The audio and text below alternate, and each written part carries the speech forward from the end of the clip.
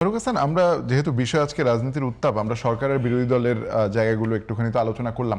আপনি নিজে ছাত্র রাজনীতি থেকে উঠে আসা মানুষ এবং আপনাদের ছাত্র অধিকার পরিষদ, সেটি পরবর্তী গণ অধিকার পরিষদ, সাম্প্রতিক সময়ে ছাত্র সংগঠনগুলোর মধ্যে এক ধরনের সংঘাতময় পরিস্থিতি আমরা দেখেছি। চট্টগ্রামে দেখলাম, ঢাকা বিশ্ববিদ্যালয়ে দেখলাম, এবং এটির যে খুব একটা মানে বলা চলে যে সন্তোষজনক সমাধান হয়েছে বিষয়টা তাও না, এক ধরনের চাপা উত্তেজনা রয়ে গেছে। এবং এটি নিয়ে আসলে খুব ছাত্র সংগঠনরা যে একসাথে বসে তারা একটা মানে জনগণকে আশ্বস্ত করবে যে না আমরা একটা জায়গায় পৌঁছেছি, ভুল বোঝাবুঝি যেগুলো ছিল সেটিও আমরা দেখিনি। আপনার কি মনে হয় যে সরকার ও বিরোধীর মধ্যে যেরকম এক ধরনের দূরত্ব আছে, তার প্রভাব কি ছাত্র সংগঠনগুলোর মধ্যে পড়ছে, নাকি ক্যাম্পাসগুলোর নিয়ন্ত্রণই হচ্ছে গিয়ে এর পেছনে অন্যতম প্রধান উদ্দেশ্য? প্রথমে বলে রাখি, সরকার এবং বিরোধী দলের মধ্যে কোনো দূরত্ব নাই এবং খুব শান্তিপূর্ণ একটা আনন্দঘন পরিবেশে তারা পার্লামেন্টে ডিবেট করছেন, আলোচনা হচ্ছে, সমালোচনা হচ্ছে। দেখেন,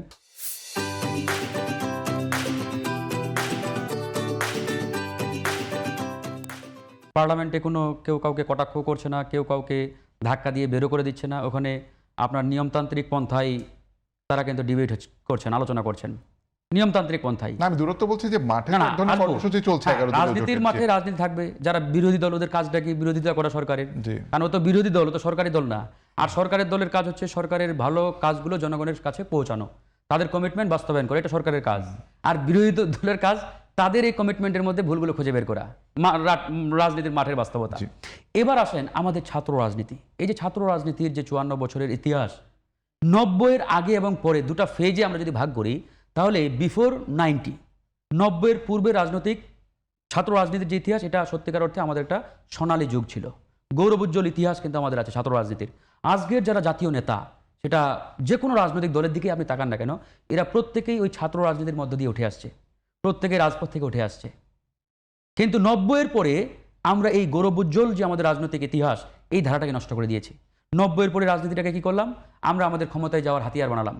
যদি আমি সরকারে থাকি, তাহলে আমার যে ছাত্র সংগঠন আছে ওর কাজেই দিনে 24 ঘন্টা আমার প্রোটোকল দেওয়া, আমার সরকারকে টিকিয়ে রাখা, মারদাঙ্গা, হামলা, মামলা, ফাও খাওয়া, ক্যাম্পাসে ত্রাস তৈরি করা, সন্ত্রাসের ঝঞ্ঝনানি সৃষ্টি করা, নানাভাবে এই দেশটাকে মানে নিজেদের ক্রয়াত্তে রাখা, ক্যাম্পাসগুলোকে ক্রয়াত্তে রাখা, এই যে একটা রাজনৈতিক প্র্যাকটিস।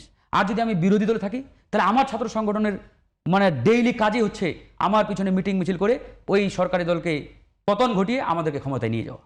এই যে একটা রাজনৈতিক কালচার 90-এর পরে তৈরি হয়েছে, এই কারণে আজকে আমাদের এই ছাত্র রাজনীতি একবারে মানে নষ্টের শেষ সীমানায় আমরা দাঁড়িয়ে আছি।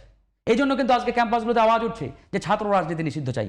আপনি একটাবার চিন্তা করেন তো, 90-এর আগে কোনো বিশ্ববিদ্যালয়, কলেজে কোনোদিন কোনো ছাত্র বলেছে যে আমরা ছাত্র রাজনীতি চাই না? বরং ছাত্র রাজনীতির জন্য আন্দোলন হয়েছে, সংগ্রাম হয়েছে পক্ষে। আর এখন ছাত্র রাজনীতি নিষিদ্ধ চাই কেন? কারণ আজকে ক্যাম্পাসগুলোতে ছাত্র রাজনীতির নামে অপরাজনীতি চলে, সন্ত্রাসবাদের চর্চা হয়, হামলা, মামলা, জঙ্গিবাদ, নানা রকম কার্যক্রম কিন্তু ইতিমধ্যে ক্যাম্পাসগুলোতে বিগত সময়ে ঘটেছে। গুপ্ত সুপ্ত কত কিছু। আমরা আসলে এরকম সন্ত্রাসবাদী কোনো রাজনীতিও চাই না, গুপ্ত সুপ্ত রাজনীতিও চাই না। আমরা চাই জনগণের রাজনীতি। ছাত্রদের অধিকার আদায়ে যে সকল ছাত্র সংগঠন কাজ করবে তাদের পক্ষে আমি কথা বলবো, তাদের পক্ষে আমি অ্যাডভোকেসি করব। ছাত্রদেরকে বলবো, সত্যিকার অর্থে যে ছাত্র সংগঠন ছাত্রদের পক্ষে, আপনাদের পক্ষে, আপনাদের অধিকার আদায়ে কাজ করবে, আপনারা তাদেরকে সাপোর্ট দেন। আর যারা ওই অস্ত্রের ঝঞ্ঝনানি শুরু করে, যারা ক্যাম্পাসগুলোতে ত্রাস সৃষ্টি করে, আপনাদেরকে জিম্মি করে ফায়দা হাসিলের চেষ্টা করে, এদেরকে লাল কার্ড দেখান। এদেরকে লাল কার্ড দেখানোর এখনই সময়। এবার আসেন, এই গত কয়েকদিন ধরে যা শুরু হয়েছে চট্টগ্রামের একটা ঘটনাকে কেন্দ্র করে, গুপ্ত, আসলে এই গুপ্ত জিনিসটা কি আমি আজও বুঝলাম না। যাই যে বিরোধী দলের পক্ষ, সরকারি দলের পক্ষ থেকে তারা যে গুপ্তটা বারবার নিয়ে আসছে, তারা ব্যাখ্যা দিচ্ছে যে ছাত্র শিবির বা যারা আওয়ামী লীগের আমলে পরিচয় গোপন করে রাজনীতি করেছে তারা গুপ্ত। আমি ধরে নিলাম ওই সময় কিন্তু পরিচয় গোপন করে অনেকেই রাজনীতি করেছে। অনেকেই পরিচয় কেন গোপন করেছিল? বিকজ অফ ওই সময় রাজনৈতিক পরিবেশটা এমন ছিল যে আপনি যদি আপনার পরিচয়ে রাজনীতি করেন, মাঠে থাকেন, মিটিং মিছিলে যান, তাহলে আপনার যে কোনো সময় গুমের শিকার হওয়ার সম্ভাবনা আছে, ক্রস ফায়ারের সম্ভাবনা আছে, আপনাকে হত্যা করার একটা সম্ভাবনা আছে। অনেকেই কিন্তু এই ক্যারেক্টার অবলম্বন করেছে। ছাত্র শিবিরেই যে করেছে তা কিন্তু নয়। আজকে যদি আমি একটা নাম উদাহরণ দিয়েই বলি, যে যুবদলের ঢাকা দক্ষিণের যে আপনার সদস্য সচিব নয়ন সাহেব, তিনি কিন্তু আওয়ামী লীগের আমলে দাড়ি লম্বা রেখেছিলেন, একবারে আল্লামা মানে মারানা মানে একটা তিনি নিয়েছিলেন।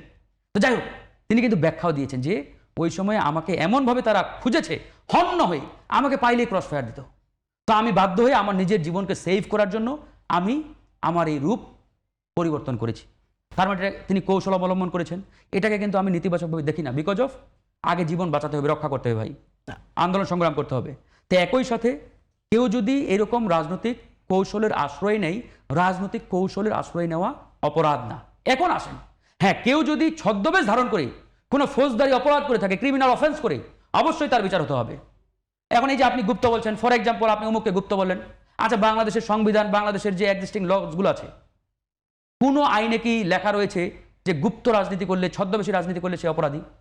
কোনো আইনে কিন্তু দেখাতে পারবে না। হ্যাঁ, সে যদি কোনো ক্রিমিনাল অফেন্স করে, যে সে খুন করেছে, সেটা অপরাধ। গুম করেছে, কাউকে হত্যা করেছে, কারোর উপর মারপিট করেছে, সে অপরাধী, অফকোর্স তার বিচারের আওতায় নিয়ে আসেন।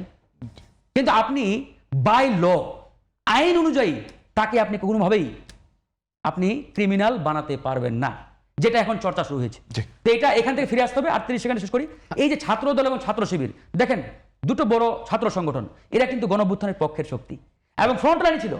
আর তাহলে এই 2 মাস যেতে না যেতেই কি এমন হলো যে এরকম একটি গণঅভ্যুত্থানের পক্ষের শক্তি তারা মুখোমুখি দাঁড় হয়েছে? আমি এখানে কিন্তু প্রবলেমটা, এটা কিন্তু ছাত্র শিবিরও ধরতে পারছে না, ছাত্র দলও ধরতে পারছে না। পারছেন, এখানে হচ্ছে এটাই তৃতীয় আশঙ্কার পক্ষ। বিষয়।